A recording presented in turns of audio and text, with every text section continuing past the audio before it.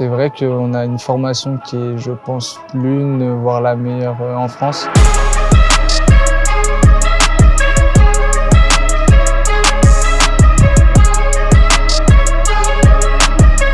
Bonjour Maxence. Bonjour. Vous êtes l'égérie de la nouvelle Predator, ça vous inspire quoi?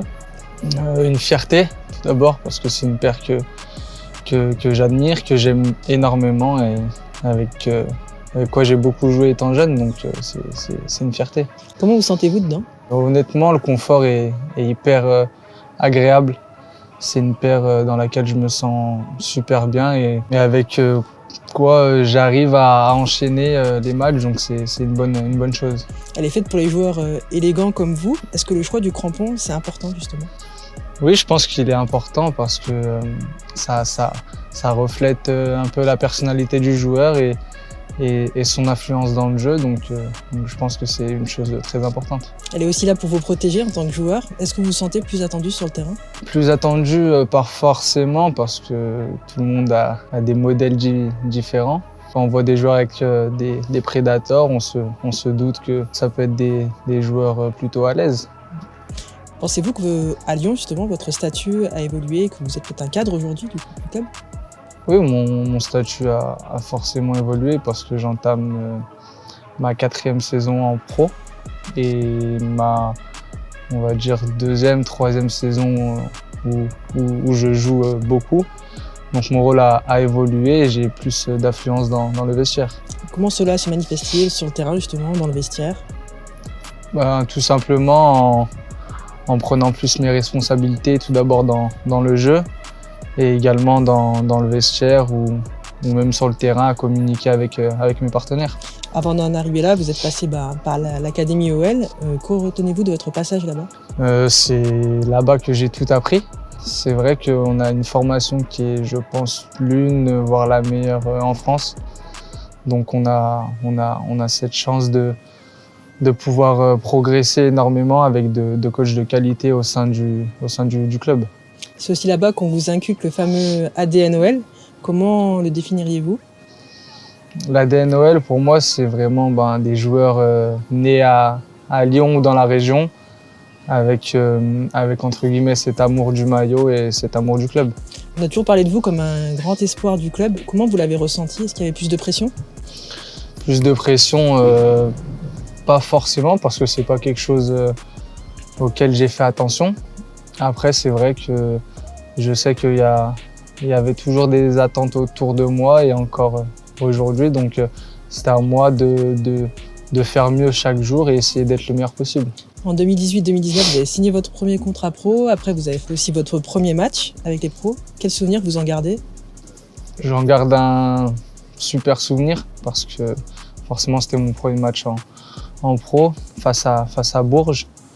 Donc c'était un match très compliqué sur un terrain pas très bon, mais c'est un bon souvenir parce que c'est mes premières minutes en tant que professionnel. Et si vous aviez le Maxence Cacré de cette époque-là en face de vous, vous lui diriez quoi?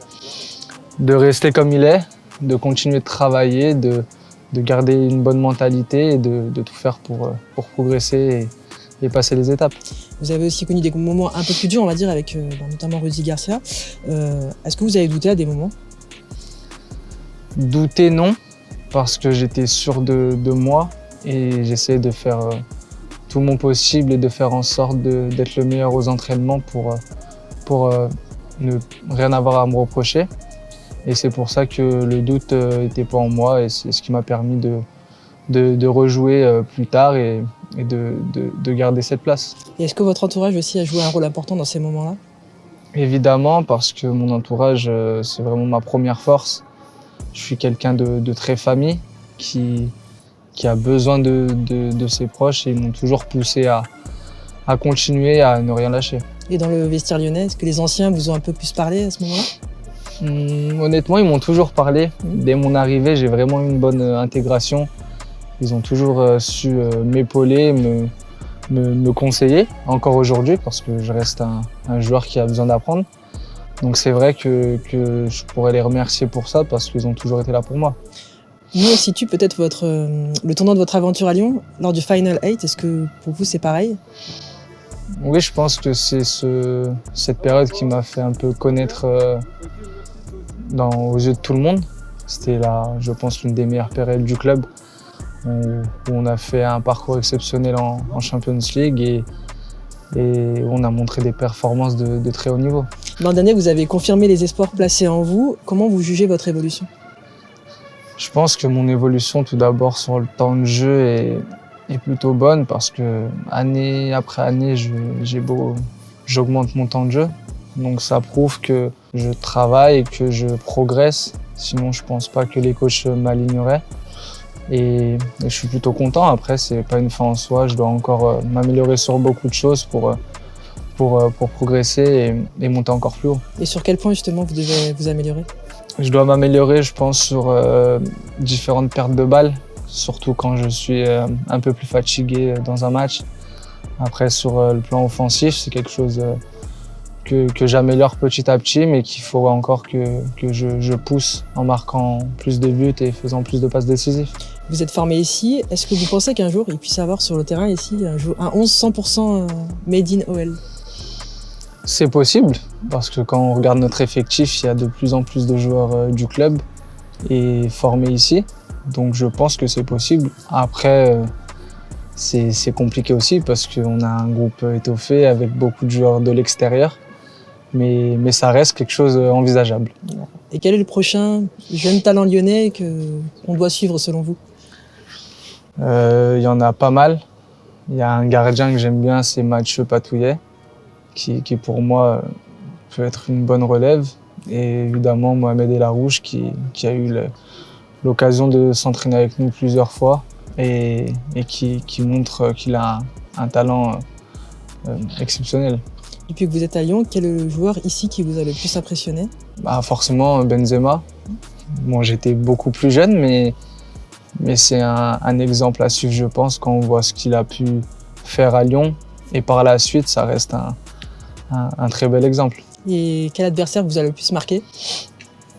Je pourrais en dire beaucoup. Je pense que Kevin De Bruyne, quand justement lors du Final 8, il a montré toutes ses qualités et c'est un joueur qui m'a vraiment beaucoup plu. Quels sont vos objectifs pour la suite de la saison, collectivement, individuellement? Tout d'abord, collectivement, remonter au classement parce que je pense qu'on n'est pas à la place où on devrait être et qu'on doit faire beaucoup, beaucoup mieux. Et individuellement, continuer de beaucoup jouer, de m'améliorer encore dans mes performances, être plus constant et marquer, comme j'ai dit, plus de buts et faire plus de passes décisives si possible. Il y a aussi l'Euro avec les espoirs, je pense que vous espérez y être. Oui, il y a l'Euro avec les espoirs.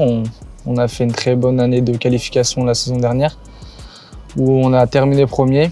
Maintenant, on prépare cette compétition de la bonne manière, je pense, et on va tout donner pour y être et pour gagner cette compétition. Et les Bleus sont-ils dans un petit coin de la tête? Ouais, forcément. C'est comme j'ai toujours dit, je suis un joueur qui a fait toutes les sélections de jeunes, de U16 à Espoir, donc forcément être un jour appelé en A, c'est un objectif pour moi. Et que vous manque-t-il pour atteindre ce palier supérieur? Des bonnes performances, enchaîner les performances, être à mon meilleur niveau pour espérer atteindre cet objectif. Est-ce que devenir entraîneur pour vous, c'est envisageable un jour? Honnêtement, c'est pas quelque chose auquel je pense maintenant. Je pense que je suis encore jeune et que j'ai le temps d'y réfléchir. Après, je vais pas dire que je ne serai jamais coach parce qu'on sait jamais, mais pour le moment, c'est pas quelque chose qui m'intéresse. Et est-ce que vous avez quand même des modèles? Des coachs qui vous inspirent? Pas forcément. Après, il y a beaucoup de grands coachs qu'on aime écouter ou voir, type Guardiola.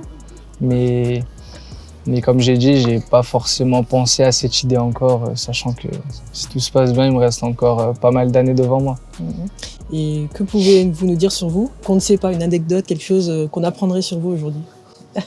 La Joker. Ah. Parce que là, c'est la question, vous voulez pas répondre? Là, c'est très compliqué. Ouais, j'ai pas d'idée comme ça. Bon, c'est pas grave. Ouais, Joker.